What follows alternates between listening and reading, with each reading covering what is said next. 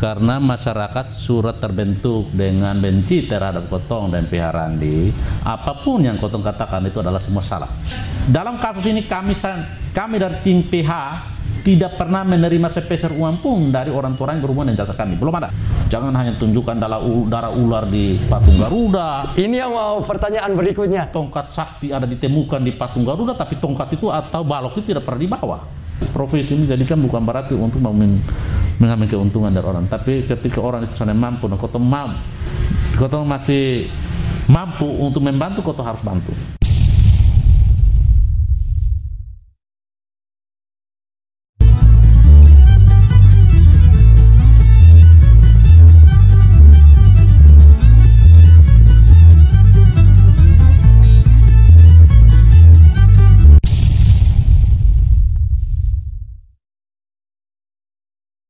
Salam Halek. Salam Halek. Om Yance Tobias Mesa, sarjana hukum. Ya, ya. Biasa dipanggil Om Tobi, ya, atau YTM.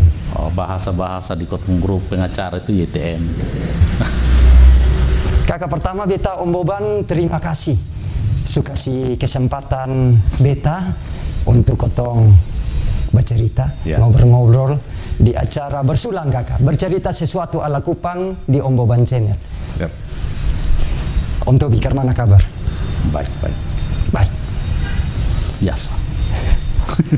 Kakak yang ini yang menarik nih, Kakak sebagai ketua koordinator tim kuasa hukum tersangka RB kasus Penkasie, pembunuhan ibu dan anak. Yep. Dan dalam satu sesi wawancara podcast, Kakak menyatakan bahwa kasus ini adalah kasus biasa-biasa. Tanggapan Kakak? Kalau menyangkut dengan pernyataan beta ketika diwawancara di Poskupang menyangkut kasus biasa, ketika itu kan pertanyaan, kasus ini berhubungan dengan perkara. Nah, perkara dalam pidana ini kan perkara ini kan tindak pidana biasa.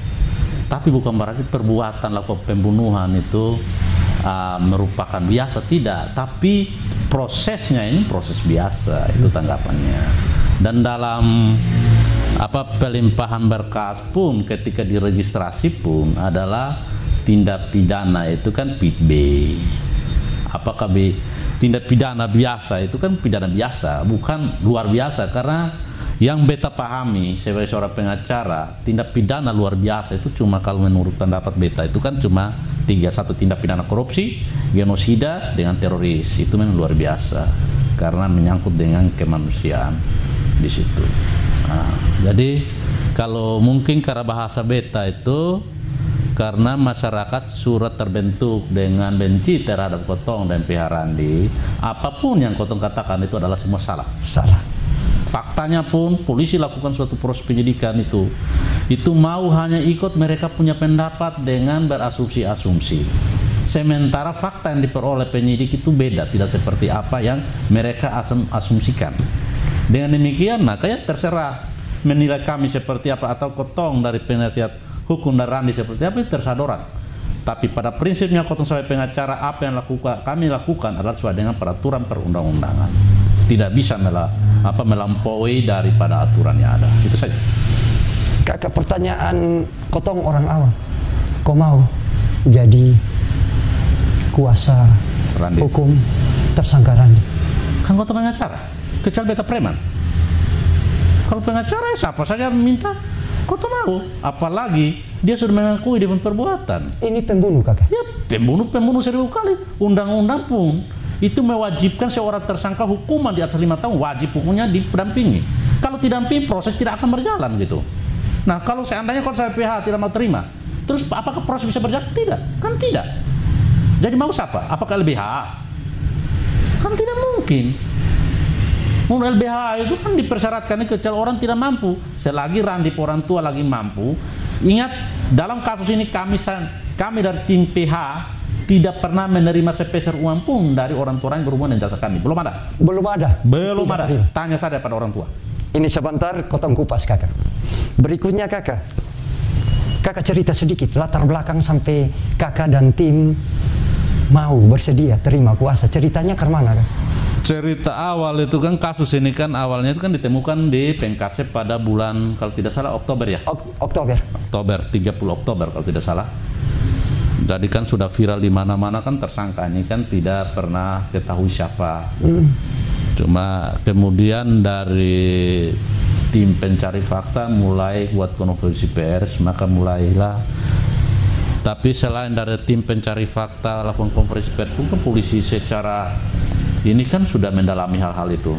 Nah, pada timbul satu saatnya dengan adanya itu maka dipanggillah saksi-saksi, termasuklah Randi, istri Randi, Santi Mansula, semua sudah diperiksa semua. Nah, nanti setelah Randi itu diperiksa dalam rangka kayak periksa kedua kali kalau sampai salah, maka Randi dengan orang tuanya menghubungi Beta, telepon, bilang siapa, bilang dari orang tua Randi kasus Pengkase. Udah datang bercerita. Pada saat cerita-cerita itu kan Beta juga tanya kepada Randi, ini kan berhubungan, Beta yang pertama itu kenal dengan namanya ini korban Astrid, kenal siapa, ya cerita seperti yang tertuang dalam BAP, semua cerita. Betanya, menurut lu siapa yang bunuh? Menurut? Iya, dia bilang besok tahu. Ini masalahnya biasanya kasus pembunuhan berhubungan orang yang itu kan orang dekat itu lebih ini di mana-mana. Jadi memang ingin tahu lu komunikasi terakhir dengan korban ini kapan? Kita mulai urut dia pelan-pelan sampai pada tanya pada dia punya postingan di WA dengan ini segala macam, sering main-main HP ini kan. Di situ kan kotong bisa mencari data dari situ, karena tanpa itu kotong bisa ini. Nah, pokoknya Beta tanyalah, mendalam lah. Mendalami. Nah, ketika Betanya mendalam ini kan, dia pulang rumah dia bilang di bapak, Om Tobi ini kayaknya curiga Beta. Bahwa curiga? Om Tobi ini kayaknya curiga Beta bahwa Beta yang pembunuh. Dia bapak bilang kalau memang lu nak kasih tahu bahwa lu, tapi lu kalau sonde bilang sonde. Karena Om Tobi pengacara tanya itu pasti ada maksud. Nah, malah Beta ingatkan lagi, Randi, kalau benar lu bunuh, kasih tahu saja. Karena kota pengacara itu ada sumpah di situ, tidak boleh membuka sembarang tentang persoalan ini. Nah, tapi tetap dia sama mengaku. Kedua kali datang tetap konsultasi hal yang sama. Nah, nanti pada tanggal 1 malam, jadi konsultasi belum buat kuasa 1 November nih kakek ya. 1 November pun belum buat surat kuasa juga. Dari awal konsultasi belum buat, dan konsultasi itu kan meminta mana supaya dampingi dia kalau pemeriksaan berikut tujuannya. Cuma Beta itu aja larang Beta karena ini masalah pembunuhan ya, sudah boleh Beta, iya Beta larang. Jadi Beta masih bilang di Maitua, ingat bahwa tentang masalah pembunuhan, tapi Beta bisa maklumi ini. Tapi kalau seandainya dia mengaku, berarti mau tidak mau dia harus bela, karena mengakui perbuatan dia. Kalau dia mengaku. Kalau mengaku. Nah, nanti dalam perjalanan sampai tanggal 1 malam, dia Papa telepon Beta. Om Tobi besok pagi kau temapi di rumah. Dia telepon, bilang, oh siap. Nanti datang pagi-pagi, kau iya pagi-pagi. Nah, dia bilang pagi-pagi, ini kan pikirin weh. Kayaknya sesuatu yang kurang beres menurut Beta. Tapi saya curiga pasti Randi mengaku, saya curiga itu. Sampai Bapak duduk di situ, Randi duduk di bagian sini. Sudah. Oh, di ruangan ini nih. Di sini sampai sini. Nah, dia langsung ngomong sudah. Om Tobi minta maaf, Beta yang bunuh. Hah? Benar lu bunuh? Iya, bunuh. Bagaimana cara lu bunuh? Tanya semua detail. Seperti apa yang dijelaskan BAP? Di BAP. Tidak salah apapun. Bagaimana anak itu bertanya sampai anak, dijelaskan seperti BAP. Nah, setelah itu, oke, kalau begitu segera ke Polda, serahkan diri. Beta saran dia. Hari itu juga? Hari itu, pagi kan datang, pagi-pagi sekitar jam 7 kok, setengah 8, sampai sini. Beta langsung segera dan bilang ke Ala, sonde Polda saja. Dia minta ke Polda, harus ke Polda. Sudah, penyerahan diri itu pun sampai sana pun, dia sana mau tunjuk ke orang lain, harus dampingi dia, mau BAP saja tidak mau. Harus pengacara, polisi mau pakai tunjuk pengacara penunjukan, saya tidak mau. Harus namanya Beta dulu. Om Tobi. Beta. Pokoknya sampai malam, jam-jam 7 malam tetap Beta. Sampai kasih Ibu Narita, di pengadilan Narita, Ibu Narita tolong dulu, surat kuasa menyusul, karena namanya ya kaget, jadi Kotong juga belum siap surat kuasa, nanti surat kuasa menyusul. Yang penting Randi mengakui bahwa Kotong lah pengacara. Nah, tapi penyidik bilang sudah harus ada kuasa. Makanya jam 7 malam dulu baru bikin surat kuasa, teman-teman dampingi dia di sana. Jadi apa? Tidak ada ini, dia mau Kotong dari tim pengacara yang tidak mau orang lain. Dari begitu. Berikutnya Om Tobi, ini Kotong agak menyangkut sedikit kasus Om BS ya. Ada katanya ada pertemuan dengan orang tua dari tersangka RB. Pertemuan itu ketika di polisi atau di luar polisi tuh? Maunya pertemuan itu ketika dipertemukan oleh polisi begitu. Tapi kalau hanya barusan bulan kemarin itu dipertemukan oleh Polda. Dipertemukan oleh Polda. Jadi pada intinya bahwa BS yang ditipu oleh orang-orang yang sekarang yang keluar-keluar bahwa begini. Jadi BS itu hanya mendapat informasi terus meneruskan, sementara dia sendiri yang ditipu. Begitu.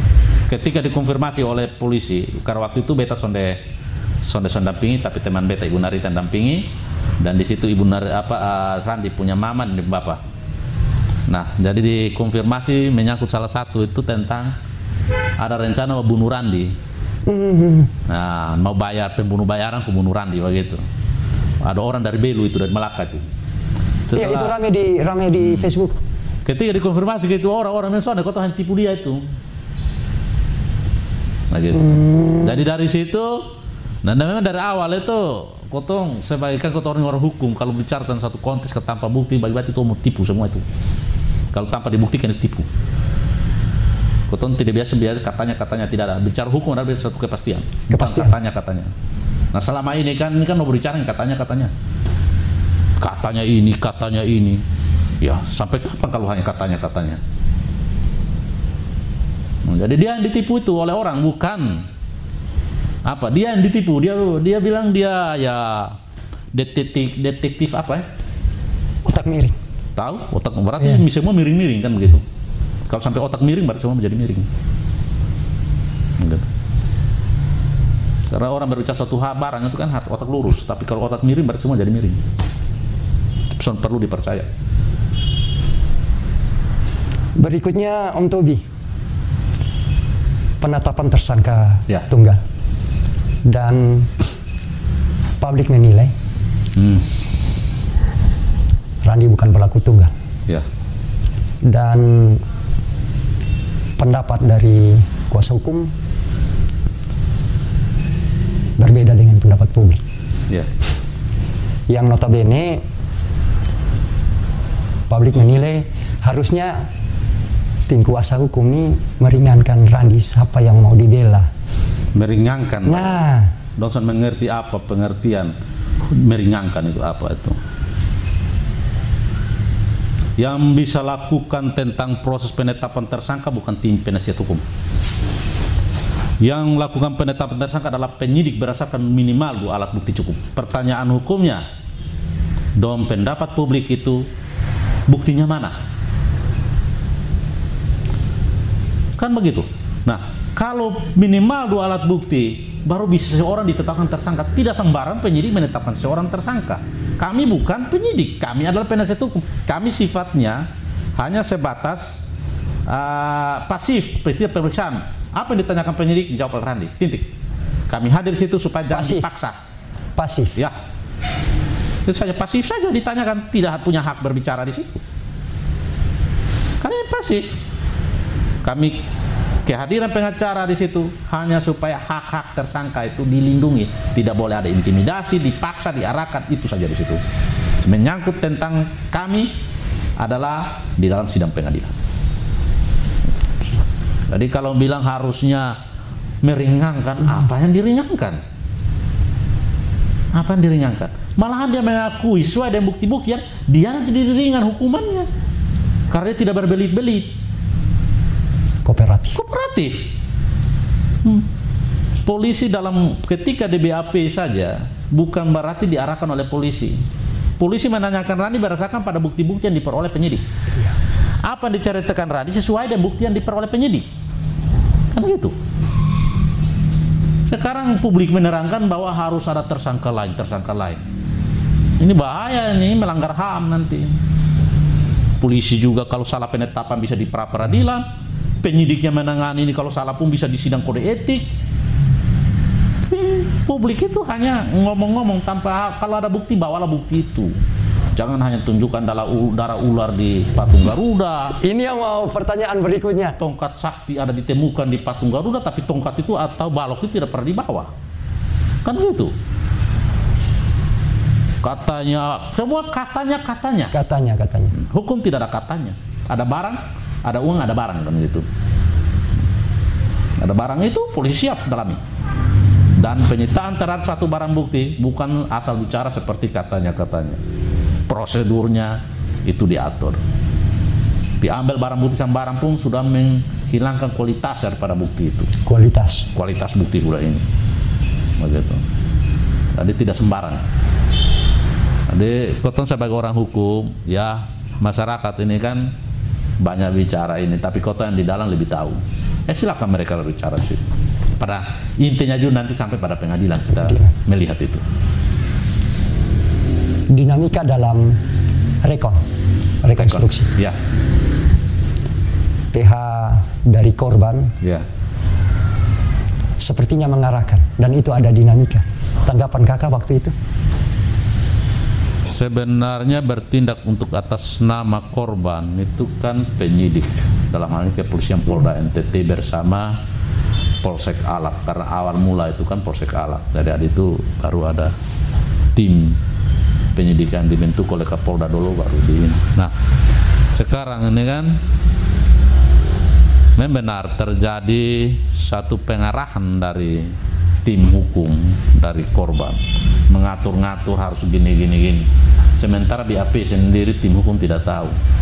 Ingat bahwa rekon itu didasarkan pada BAP. Rekon berdasarkan pada BAP. Karena peristiwa perbuatan seperti apa itu sudah semua tertuang dalam BAP. Nah, sementara PH ini tidak tahu menau tentang BAP, tapi dia harus atur penyidik gini. Maka di situ beta sebagai pihak dari korban, beta lihat bahwa pihak dari pelaku, beta lihat bahwa pihak korban ini sudah jauh. Jadi beta yang keberatan langsung. Beta menanyakan kepada penyidik, Pak, sebenarnya yang bertindak atas nama korban ini penyidik dan rekon ini. Dalam rekon ini adalah penyidik bersama pelaku untuk rekonstruksi kembali sesuai dengan BAP sama atau tidak, kecocokan tidak, atau meminta dorang yang rekon. Nah, waktu itu beta keberatan karena salah satu pihak ambil pita merah, pasanglah di sini, harus auto datang antret di sini dan lubang di sana, jadi harus koko mayat dari sini di lubang sana.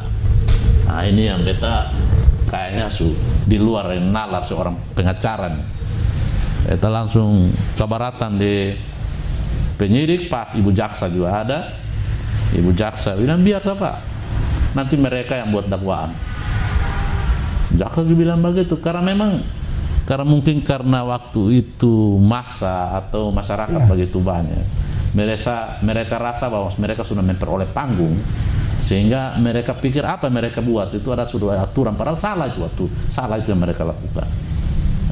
Sebenarnya rekon itu tanpa hadir dari pelaku tidak masalah di situ. Diperagakan oleh penyidik sendiri tidak masalah. Tanpa melalui korban atau segala pelaku. Cuma karena kami sebagai PHA juga, kami bisa larang pelaku tidak usah karena BAP silakan ini saja bisa. Cuma ya kami cuma tunjukkan bahwa kami punya klien juga bertanggung jawab segala macam terhadap persoalan ini, ya biar turun lapangan. Itu saja. Berikutnya kakak, penasihat hukum keluarga korban meminta membuka percakapan WA dari provider. Tanggapan kakak? Mengkali hukum acara baru.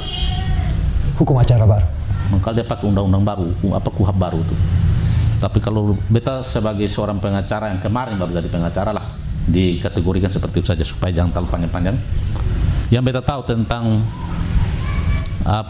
suatu perbuatan-perbuatan dan BAP dan segala macam yang dikumpulkan oleh penyidik itu dapat dibuka hanya di depan sidang pengadilan, tidak bisa dibuka di sembarang tempat. Dibuka di depan sidang pengadilan. Kalau ada meminta bahwa harus dibuka, itu mungkin kurang memahami saja, atau lupa, atau tidak mau tahu hukum.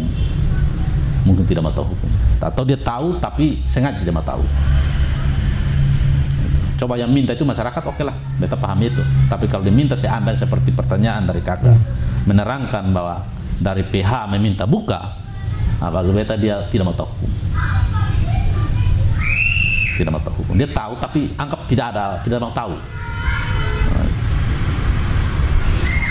Berikutnya Om Tubi,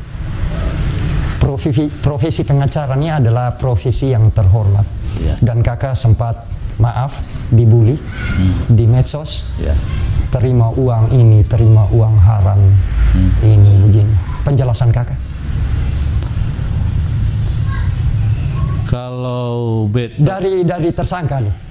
Kalau beta tanya pada orang tua, kotong kasih kuasa tidak pernah berbicara, kasih kotong doi berapa? Sampai sekarang pun sonde. Ada sampai sekarang sonde. Hanya kasih doi makan misalnya kotong dampingi sampai tengah-tengah malam. Kadang-kadang bapak tua di pembapak datang, dia pulang, dia titip doi makan, kotong makan di samping Polda yang rumah makan Padang itu. Nah, makan di situ. Makan di situ. Tapi untuk kotong honor sonde pernah berbicara itu, sonde pernah berterima itu. Kasih uang makan ada. Kotong itu ada 6 orang. Satu kali dampingi semua turun. Gitu. Jadi kalau ada yang bilang makan doi haram, ya itu pendapat dorang. Tapi seorang pengacara itu ketika jadi pengacara itu sudah siap resiko dibully segala macam. Siap ya? Siap. Malas tahu. Hal biasa saja dalam hidup. Hidup enjoy. Jangan bikin jadi sulit. Soalnya perlu besar-besar. Tapi beta hanya bilang bahwa kita tidak tanda tangan kuasa, tidak pernah meminta kepada orang tua harus kasih kotong sekian, itu belum pernah ngomong. Padahal kotong kerja itu dampingi sampai jam 3. Jam 3 subuh. Jam 3 subuh. Karena desakan begitu besar, maka di situ penyidik juga, kotong tahu penyidik itu sangat capek penyidik. Cuma ya mau bagaimana? Kotong juga begitu, karena penyidik buru karena begini, kotong saya pengacara siap saja supaya kasusnya cepat selesai gitu. Kotong agak santai dong kakak. Ada yang berubah kok kakak sejak menangani ini kasus? Kakak beritme giat tiap hari atau apa? Oh, malas tahu. Nama pengacara itu sonde urus itu. Soalnya ada yang berubah sampai beta tetapkan tersangka, hal biasa. Nah ini yang beta mau pertanyakan. Kemarin ditetapkan tersangka dan di medsos langsung pendapat dong. Oh begini. Katanya kena apa segala macam. Kena siala apa begini. Doa dikabulkan lah. Tahu Tuhan terima doa kosong besok tahu. Tapi beta juga berdoa. Dan kasus yang penetapan beta itu sudah berjalan itu dari 2020. Belum ada ini. Itu pun beta jujur, itu dalam rangka pendampingan terhadap masyarakat. Hak-hak orang itu dirampas oleh orang oknum BPN. Pendampingan terhadap hukum. Ada surat kuasa semua. Nah pada saat itu kan oknum ini kan selalu didampingi oleh oknum BPN ini. Orang-orang BPN juga didampingi oleh oknum polisi, menakut-nakuti masyarakat gini-gini.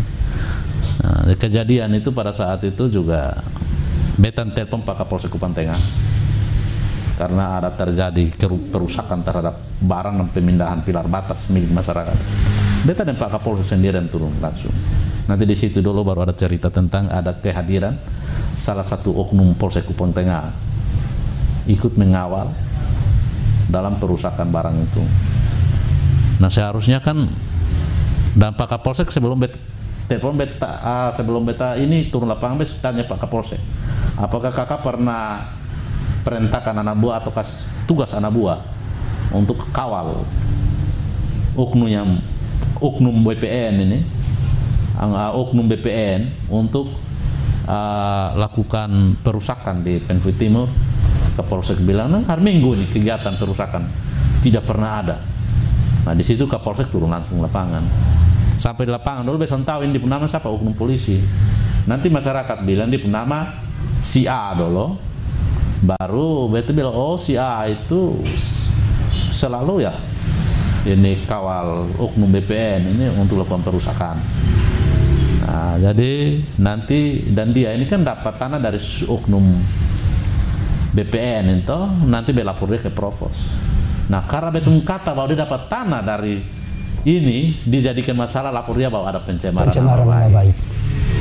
Nah, faktanya kan si oknum ini ada kesturun pasir di depan rumah milik dari betul klien ini, kesturun bahwa dia sudah dapat tanah dari oknum BPN ini.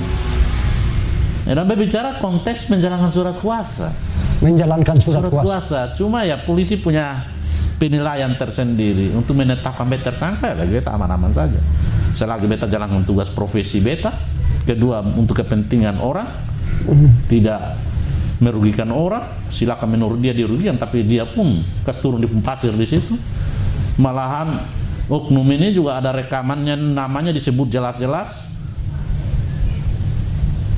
Beta minta supaya penyidik lakukan penyitaan rekaman, juga penyidik sudah membuat penyitaan rekaman. Jadi ya sudah terserah dong lah, 310 untuk beta, terserah beta siap. Yang penting untuk kepentingan orang kecil yang tidak mampu bersiap. Siap. Tidak malas tahu beta. Profesi ini kan satu itu kebanyakan kalau beta secara pribadi profesi ini jadikan bukan berarti untuk mengambil keuntungan dari orang, tapi ketika orang itu sudah mampu, nah kau masih mampu untuk membantu, kau harus bantu. Kalau kau sudah bantu, kau berdosa. Kalau tidak bantu, berdosa. Ketika orang itu dalam keadaan begitu, kau sudah bantu. Sebentar dia harapan bahwa kau harus ini dia, tapi kau sudah bagi beta itu dosa untuk kau lakukan. Karena ini kasus mafia tanah di Penfui Timur banyak. Nah itu beta sudah laporkan semua, cukup tidak naik-naik. Sampai ini orang dong sudah jual buang dopo harta benda, sawah-sawah sudah gade. Oh begitu. Satu kali dong datang ketemu beta minta gade dong punya sawah, mau kasih beta uang, mau gade dia 5 juta untuk urusin masalah dong. Nah beta pikir gade sawah berarti dong lapar, satu rumah isi rumah itu lapar semua. Dong datang di beta bilang tidak usah. Kalau sampai lumbal gade itu bos sawah kasih beta, itu namanya bos lapar sama dengan beta lapar. Lebih beta sendiri lapar, daripada semua di sana lapar. Beta mau terima apa? Nah, jadi penetapan tersangka bagi beta itu terlalu penting bagi beta. Perlu bahas. Beta masuk pun itu untuk kepentingan orang kecil, saya tidak mau. Malas tahu saya. Beta masuk ke penjara untuk orang kecil, beta siap. Siap. Saya akan mundur. Nah, beta mau di penyidik kok. Beta masuk penjara, beta siap. Beta akan mundur. Tapi selagi ada upaya hukum dan ada dasar hukum untuk beta bahwa itu beta untuk kepentingan beta profesi, beta bisa akan mundur dari itu. Beta lawan. Om Tobi, pertanyaan berikutnya, tanggapan dari istri dan keluarga. Kalau istri dari awal sudah ingatkan beta tentang ini kasus pembunuhan, saya boleh tangani. Saya boleh. Nah, tapi ketika istri kasih itu karena kalau saya mengaku. Kalau tersangka ini saya mengaku. Tapi kalau mengaku dia juga hanya membatasi beta, tapi seperti yang ini jadi beta hanya yakinkan dia lagi. Orang sudah mengaku dan dia mau ke beta, kalau beta sonde bela dia juga itu beta sonde bagus. Beta juga bersalah. Karena beta tugas seorang pengacara harus membela kepentingan hukum, bukan untuk membela dan meringankan, bukan berarti membenarkan dia perbuatan. Bukan membenarkan perbuatan. Beta pun anggapan nih, maaf, entah benar entah betul. Om Tobi lebih kuat dibanding istri. Tekanan bully di medsos. Mai tua lihat medsos ke sana.